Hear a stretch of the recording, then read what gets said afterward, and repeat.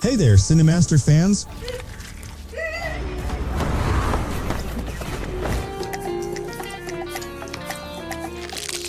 Hope you're ready for some movie magic. Let's dive right in. The series Zombie Detective begins with a woman walking peacefully when suddenly a zombie attacks her, and he is so savage that she doesn't even have time to open her mouth. This started exactly a year and 2 months ago. We started hearing news saying that tonight is not an ordinary night, it's the night of the full moon, which is considered a disaster because humans turn into werewolves and eat animals, humans and anything else they encounter. We see a person flipping through the news saying, "What nonsense is this?" He turns on some music and everything seems fine. Then 2 people appear disposing of hospital waste in a bad way, and the police discover this and move the waste until they find a proper way to dispose of it, so as not to harm the environment. But the surprise is that someone appears under the waste, and he is a zombie. He starts looking around asking, "Where am I?" He takes a cigarette out of his pocket, his hand trembling, surprised at his appearance and changed skin. He finds a broken mirror piece, looks into it and is shocked to discover that he has turned. Even more so when he takes a drag.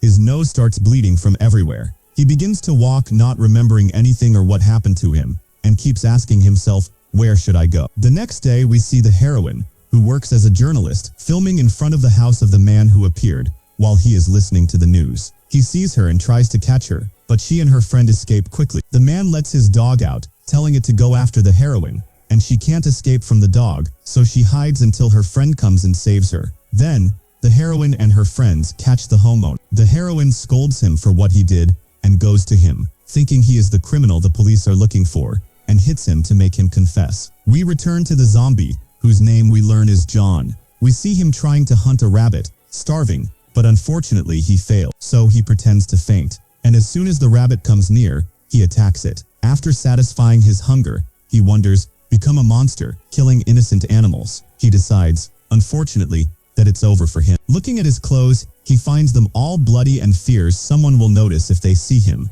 so he takes the jacket in front of him and wears it. What he doesn't know is that he took the hero's jacket, and she thinks he's homeless, so she leaves it for him and even gives him money, being very kind to him, while all he can think about is eating her for dinner. The next day, John goes to the cinema and watches a zombie movie, seeing them being killed by humans, and he is terrified this will be his fate. He says, "I have to live like humans and act like them so no one discovers I'm not human." The first thing he does is practice walking normally. With time and continuous training, he manages to walk naturally. Next, he learns to eat like them so they won't suspect him. At night, John is hiding in the abandoned place he considers his refuge, but suddenly notices someone killing another person. He approaches the murdered person and is surprised to find him still alive. The man gives him his key and tells him the address, handing him a card with the exact location, then dies. John buries him, resisting his urge to eat him, proving he is a zombie with better morals than many humans. After that, he goes to the address on the card, enters the house quietly, and is very happy to find meat in the fridge. He eats and decides to stay in the house. The next day, the food runs out, so he decides to return to the forest because there are many animals there, and he can eat freely. But if he stays in the city, he will die of hunger. After thinking, he decides that returning to the forest is not a good solution, and it's better to stay where he is and work like humans to earn money so he can buy food. He spends all day looking for work. Then he decides to go out on the street, puts cream on his face to hide his strange skin, and wears a hat and coat, making him look like Detective Conan. The kids in the street see him and say he looks like a detective. John says to himself, since he can't find a job, he might as well trick the kids. He pretends to be a detective to get their money, but the kids object and ask him to return their money. At this moment, the heroine passes by. She sees the kids shouting and asks them, "What happened?" They tell her that John took their money. So, as a social worker, she tries to get the money back from him politely,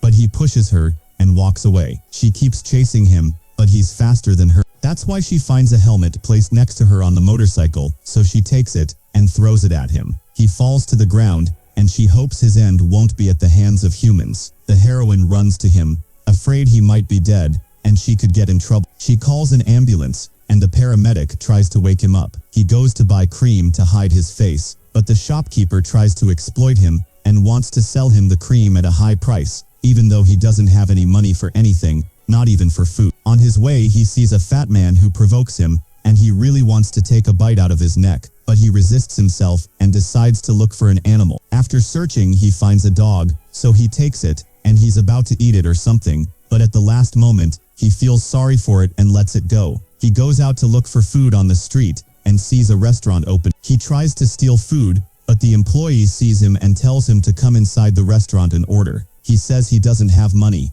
At that moment, two people dressed as zombies pass by, and he thinks they are real zombies. They keep watching him from a distance, but in the end, he discovers they're actors putting on a show for the restaurant opening. One of them sees John watching them and goes up to him saying, "Come on, dance, let's earn some money." He starts dancing. After that, John goes into the restaurant, sneaks into the kitchen and eats the food raw. He's shocked when someone behind him screams, calling him a monster. John hits him and escapes before anyone sees him. The person who saw him tells the heroine, "I saw someone eating raw meat." She doesn't believe him, but the actors say he might be right, because the person who performed with them wasn't one of them. Maybe he was a real zombie. The next day, John continues his training to maintain his ability to walk like a human, and hides his face with the cream. He's about to leave when he's surprised to see the heroine knocking on his door and entering the house without permission. He's afraid she discovered he's a zombie or something, but relaxes when she says she came to take him to the hospital to make sure he's okay because she's worried something might have happened from the previous hit. He refuses and asks her to leave,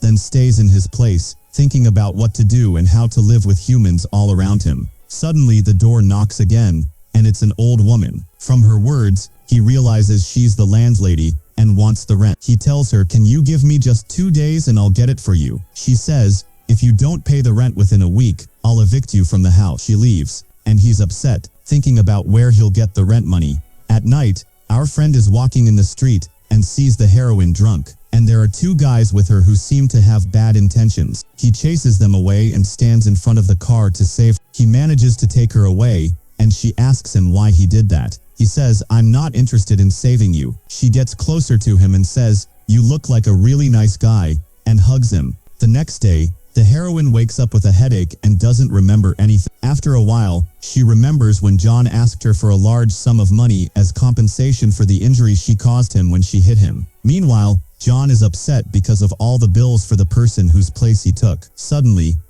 he opens it and finds the heroine, who is upset because he asked her for a large amount of money. "Don't you think that it is too much?" he says. "Fine, give me whatever money you have." She says, "I don't have money." He realizes she's also poor and decides to rely on himself and goes out to look for a job. While walking down the street, he sees a job advertisement, but before he can talk to the lady handing them out, she leaves. He then goes to get the dog he had before and decides to use it to make money by renting it to kids so they can play with it. Anything to make money. He's surprised when the heroine comes to him and says she wants legal advice. John understands from her words that the person whose place he took was a detective. While they're talking, a woman comes and gets upset with him for not answering the phone. He realizes she came for the detective, so he decides to act as if he is the detective. He notices that most people don't know what the detective looks like because he rarely went out, and decides to take advantage of that. The woman gives him a picture of her daughter and tells him,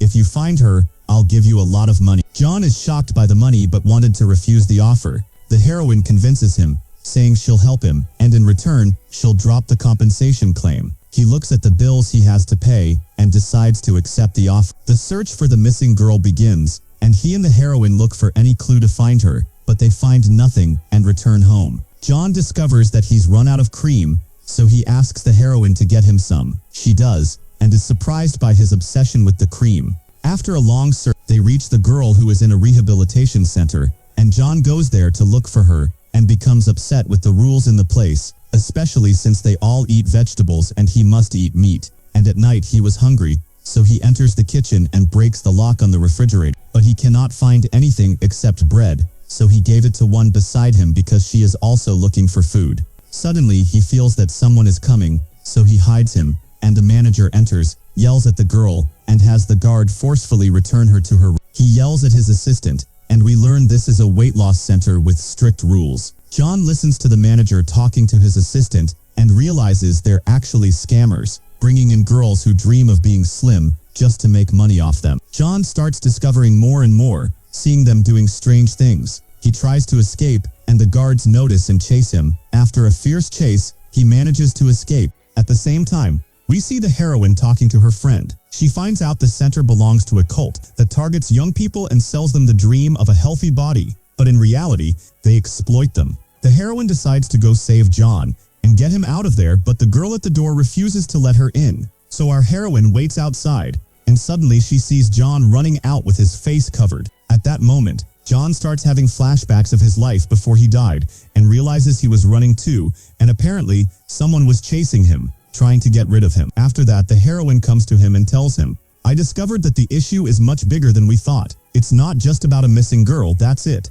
We have to expose this organization for what it is and save the girl and everyone with her." He looks at her without responding, shocked by what he remembered. The next day, the heroine keeps calling for John to come out so they can continue the investigation, but he doesn't come out because his cream is finished. The heroine brings a gas stove and cooks in front of the door to force him to come out because she discovered his weakness. He loves food. Guys, the way to a zombie's heart is through his stomach, but he still doesn't come out, and she's about to leave, having lost hope. But he comes out when it's dark and says he'll continue the investigation on the condition that she brings him more cream. But she agrees and goes to buy the cream that hides his flaws, and she's going crazy from how much he cares about this cream. She goes and gives it to him, he puts it on his face, and then goes to surveil the center where the organization. The heroine tells him that surveillance from afar won't work, and it's better if they go inside. John refuses and tells her it's too dangerous and is afraid to continue. But the heroine changes his mind by telling him that she will get him a big piece of meat, so he agrees. They disguise themselves in workers' clothes to get into the center,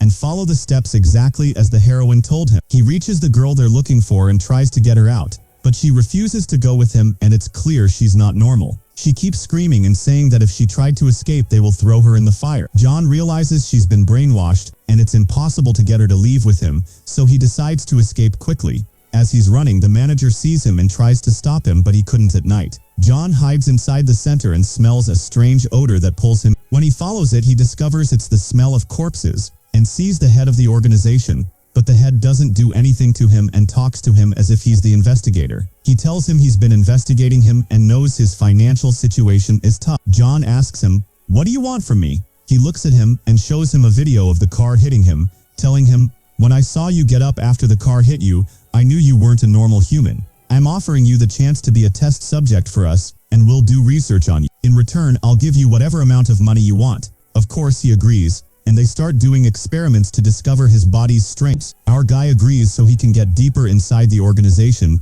and is shocked when he finds out about their weird rituals and brainwashing of young people. After that, the boss introduces John to the young people and tells them he's been sick all his life and his situation is tough, but now, in front of them, he'll cure him to prove he deserves their loyalty. But the shock is that John tells him, "I'll show you," pretending to get worse and about to die, ruining his image among all the young people. The assistant says the police are on their way and they have to escape quickly. As the boss is escaping, the heroine tries to stop him, but he's stronger and hits her. At that moment, John comes and helps her, attacking the boss. Suddenly, his eyes turn red and is about to take a piece of him, but stops at the last moment when he hears the heroine calling him. The police arrive and arrest the organization, and the young people return to their families. Even the girl's mother thanks John and tells him his money will reach him. The heroine is impressed by John and tells him they could make a fortune working together, but he's not interested at all. He goes home and enjoys the meat he bought with the money he got. He comes out of the bathroom after showering and removing his cream,